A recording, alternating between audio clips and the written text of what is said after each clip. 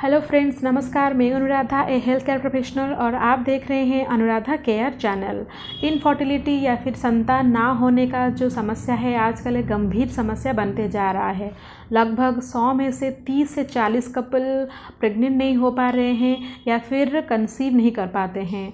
इसके पीछे बहुत सारे कारण होते हैं, जैसे कि आपका खान पान, आपका वातावरण, आपका पारिवारिक कारण भी हो सकता है, अगर आप ज़्यादा स्ट्रेस ले रहे हैं, या फिर आपका शारीरिक कारण भी हो सकता है। तो पहले हम जानते हैं कि इनफर्टिलिटी किसे बोलते हैं। अगर आपका उम्र 30 से कम है और आप लगातार 1 साल से ट्राई करते आ रहे हैं, आपका फर्टिलिटी पीरियड में रेगुलरली और कंसीव नहीं कर पा रहे हैं, तो आपको कुछ प्रॉब्लम हो सकता है। अगर आपका उम्र 30 से ज़्यादा है या फिर 35 से ज़्यादा है और आप लगभग 6 महीने से ट्राई कर रहे हैं कंसीव करने के लिए रेगुलरली अपने फर्टाइल पीरियड में, और आप कंसीव नहीं कर पा रहे हैं, तो हो सकता है कि आपका कुछ इनफर्टिलिटी इशू है। बहुत सारे कपल्स 2-3 महीना 4 महीना ट्राई करते हैं और कंसीव नहीं कर पाते हैं। वो बहुत ज़्यादा स्ट्रेस में आ जाते हैं, टेंशन में आ जाते हैं। लेकिन मैं यहाँ पर आपको बताना चाहती हूँ और क्लियरली बोलना चाहती हूँ कि लगभग 90% जो कपल्स होते हैं वो लगभग 1 साल या फिर 6 महीना 8 महीना ट्राई करने के बाद ही वो जाकर कंसीव कर पाते हैं। सो आज हम बात करेंगे कि इनफर्टिलिटी का क्या क्या ट्रीटमेंट ऑप्शंस अवेलेबल है। इनफर्टिलिटी का ट्रीटमेंट का ऑप्शंस एलोपैथिक में भी अवेलेबल है। बहुत सारे medicine, IUI, IVF, test tube baby, ये सब ऑप्शंस है। लेकिन जो एलोपैथिक का ट्रीटमेंट होता है, डॉक्टर का जो फीस होता है, IUI या फिर IVF का प्रोसेस में जो कॉस्ट होता है, वो सबके पहुंच में नहीं होता है। ये बहुत ही ज़्यादा कॉस्टली होता है। तो इसीलिए आज हम बात करेंगे आयुर्वेद के बारे में। आयुर्वेद में भी इनफर्टिलिटी का सफल ट्रीटमेंट अवेलेबल है, और अगर आप छोटे छोटे नुस्खे अपने जीवन शैली में अपनाएंगे तो आपको ज़रूर ही उससे बेनिफिट मिलेगा। तो आज मैं आपके साथ डिस्कस करना चाहूँगी एक फर्टिलिटी बूस्टिंग फूड जो कि आपके किचन में अवेलेबल है। लेकिन वो फर्टिलिटी बूस्टिंग फूड यूज़ करने से पहले आपको ये जानना ज़रूरी है कि ये कब यूज़ किया जा सकता है। देखिए फ्रेंड्स, इनफर्टिलिटी का जो सबसे 2 अहम कारण है वो है इरेगुलर पीरियड या फिर PCOD। अगर आपका पीरियड्स इरेगुलर है या फिर आपको पॉलीसिस्टिक ओवरियन सिंड्रोम है, तो आपके ओवरी ठीक से काम नहीं करता है। आपकी ओवरी से जो अंडा है वो मैच्योर होकर सही समय पर निकलता नहीं है, तो इसीलिए आप कंसीव नहीं कर पाते हैं। या फिर PCOD में आपका जो इंसुलिन रेजिस्टेंस वो भी बढ़ जाता है, तो आपका कंसीव करने में थोड़ा दिक्कतें हो सकती है। तो अगर आपको इरेगुलर पीरियड्स आता है या फिर आपको PCOD है, तो इसका इलाज आपके किचन में ही अवेलेबल है। और वो क्या है? वो है दालचीनी यानी कि सिनेमन। जी हाँ दोस्तों, दालचीनी या फिर जो सिनेमन है उसका नेचर गर्म होता है, वो वार्म होता है, वो आपके ब्लड फ्लो को ज़्यादा इंक्रीज़ करता है यानी कि बढ़ाता है।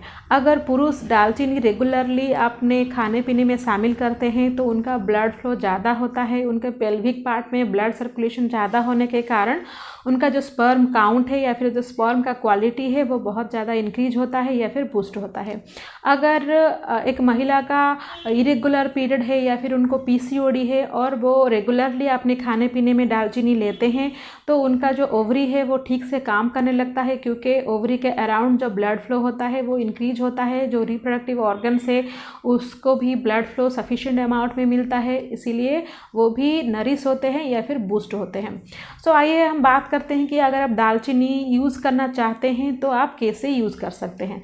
अगर आपको कोई भी प्रॉब्लम नहीं है, यानी कि आपका इरेगुलर पीरियड भी नहीं है, आपको PCOD भी नहीं है, लेकिन आप 3-4 महीने से ट्राई कर रहे हैं फिर भी आप कंसीव नहीं कर पा रहे हैं, तो आप दालचीनी को यूज़ कर सकते हैं। उसका अमाउंट है 1500 मिलीग्राम, यानी कि ½ टीस्पून ऑफ दालचीनी आप हर दिन ले सकते हैं। लेकिन अगर आपको इरेगुलर पीरियड है या फिर PCOD है, तो आपको ये जो अमाउंट है 1 टीस्पून यानी कि 3 ग्राम तक लेना चाहिए दिन में। तो आप इसे कैसे ले सकते हैं? आपको दालचीनी को पाउडर बनाना है, आप इसे अपनी चाय में ले सकते हैं, आप खाने में भी मिला सकते हैं, और ऐसे ही बॉल करके भी ले सकते हैं। और एक तरीका मैं आपको यहाँ बताना चाहूँगी, जो दालचीनी है उसको आप पाउडर बना लीजिए। उस पाउडर में आप थोड़ा सा शहद मिलाइए और उसको एक पेस्ट की तरह बना लीजिए, और दिन भर उस पेस्ट को आप अपने दांतों में मंजन की तरह यूज़ कर सकते हैं। बिल्कुल भी थूकिएगा नहीं जब तक कि ये जो मंजन है यानी कि जो टूथपेस्ट का टाइप का होता होता है वो आपके पेट में ना चला जाए। सो दिन भर भी आप इसे यूज़ कर सकते हैं।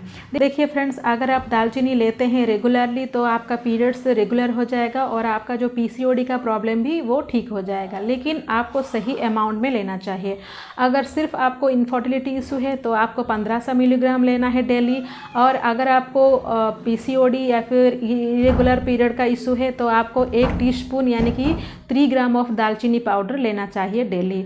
और इसको कब तक आपको लेना है? इसको आप लगभग 3 महीने तक कंटिन्यूसली लेना चाहिए। 3 महीने के बाद या फिर 3 महीने के अंदर ही आपको इसका इफ़ेक्ट देखने को मिल जाएगा। सो ये जो आयुर्वेदिक ट्रीटमेंट है, इसीलिए मैं आपको बता रही हूँ कि आयुर्वेदिक ट्रीटमेंट का कुछ भी साइड इफ़ेक्ट्स नहीं होता है। जनरली जो दालचीनी है उसको हम खाने पीने में यूज़ करते हैं, इसको लेने से आपको ज़रूर ही इसका रिजल्ट दिखाई देने लगेगा। लेकिन यहाँ पर मैं आपको बताना चाहूँगी, चाहे आप एलोपैथिक ले रहे हैं या फिर आयुर्वेदिक ले रहे हैं, उसका सही अमाउंट या फिर डोज आपको लेना चाहिए, रेगुलरली लेना चाहिए और एक टाइम पीरियड तक लेना चाहिए। उस टाइम पीरियड के बाद ही आपको उसको इफेक्ट देखने को मिलेगा। सो इसीलिए यहाँ पर मैं रिपीट करना चाहूँगी कि अगर आपको इनफर्टिलिटी का इशू नहीं है, सिर्फ आप अपना फर्टिलिटी बूस्ट करना चाह रहे हैं, तो दिन में 1500 मिलीग्राम यानी कि हाफ टी स्पून ऑफ दालचीनी पाउडर आप डेली लीजिए 3 मंथ तक। अगर आपको इनफर्टिलिटी इशू है, जैसे कि आपका इरेगुलर पीरियड होता है या फिर पीसीओडी हो रहा है, तो इस केस में आपको 1 टीस्पून ऑफ दालचीनी पाउडर डेली लेना है 3 महीने तक, और उसके बाद ही आपको इसका असर देखने को मिलेगा। ये ना ही सिर्फ इंडिया में यूज़ किया जाता है फर्टिलिटी बूस्टिंग के लिए, बल्कि बहुत सारे और भी देश जैसे कि चाइना, जापान या फिर यूनाइटेड स्टेट्स में भी इसको यूज़ किया जाता है फर्टिलिटी बूस्टिंग फूड के रूप में। सो मैं उम्मीद करती हूँ कि ये वीडियो आपको पसंद आएगा। अगर पसंद आया तो लाइक कीजिएगा और साथ ही साथ दूसरों के साथ भी शेयर कीजिएगा। और एक नई इन्फॉर्मेटिव वीडियो के साथ फिर मिलती हूँ। तब तक के लिए stay healthy and stay happy.